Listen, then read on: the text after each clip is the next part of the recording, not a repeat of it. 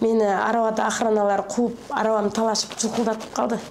Анан мен алар көпчүлүк мен өзүм анан ооруган кыздын белинде байланып ол чалынып жыгылып калды. Абалымды көрүп, абалымды көрүп, өзүм ыйлагым келип кетти. Жаш балдар апам айтам дейт го. Ошол сыяктуу мен айттым. Шашпай тургула силер, мени Заманбек Калысбеков көрсө, же болбосо маска көрсө алып кетет, мени маска алып кетет деп 2 жолу кайталап кыйкырдым.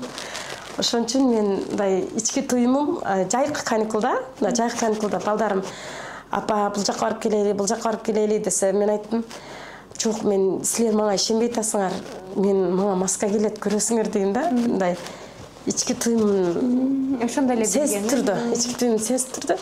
Бирок ошол чалык масканын алдында 2 бала келип, оператор келип, эжеке салмасызбы деп амандашып учурашып атканда, сиз маска тууралуу билесизби дегенде, мен кыйкырдым, мен эч ким токтото алган жок. Себеби мен чын элеби деп кыйкырдым да, андай мен күттүм да. Анан мен көп күттүм, неге кечикти, чын эле келдиби деп аябай кыйкырып, жаш бала токмок жеп же корккондо кыйкыргандай кыйкырдым да, өзүм токтото албай аттым. Бирок маска келгенде келме айтып турдум. Чөчүтүп албайын депчи, келме айтып турдум. Анан мен андан эч нерсе жашыргым келбеди. Өмүрүмдө эмне болсо айттым. Алла ренжиген сеттер болдубу? Жок, ренжимедим, анткени бар ғой. Мен бомж болуп кетейин дедим да. Анткени карызым көп болду, квартирам проблема болду. Сосын балаларымды детдомго тапсырайын да, өзүм бомж болуп кетейин дедим да. Энди өзүм жаным кыяйын дедим, өзүм жаным кыйганда балаларым кыя алмадым. Шыны керек өзүң жаның таптык экен, кыя алмадым. Сосын жаным кыюуга бардым да, бир абыл, ады бир нерсе деген не бар. Узак жүрөт маршрутке отурдум. Отуруп калсам, чубак ажы айтып атыр да. Маселелерин айтып атыр. Естип бардым.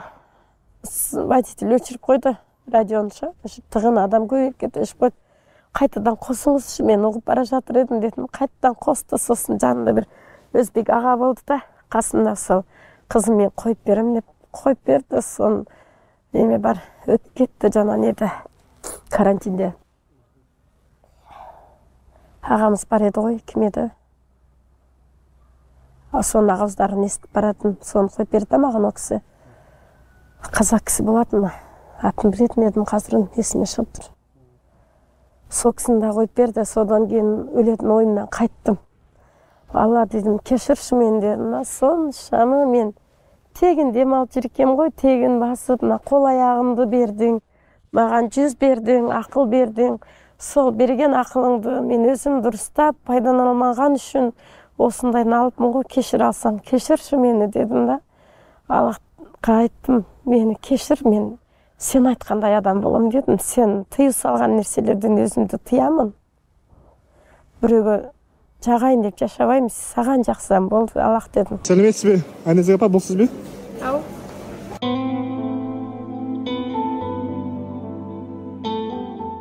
Мен жалғыз басты анамын. 5 қызым бар. 3-ші қызым ауырады, аутизм, сосын 2 көзі көрмейді, жұмысқа ертіп барам, белінен байлап, жіпмен өзім беліме өткізіп аламын. Кешінде кафелерде полжаған жұмысқа шығам. 5 қызыммен тұрып жатырмын, жалдамалы пәтерде. Үлкен қызым жас 17-те. Далада балдар зор психологиялық травма алды. Қазір айғайлап, шулап бөлмесінен шықпайды. Тергеустері жүріп жатыр. Өмір деген қиын сәт.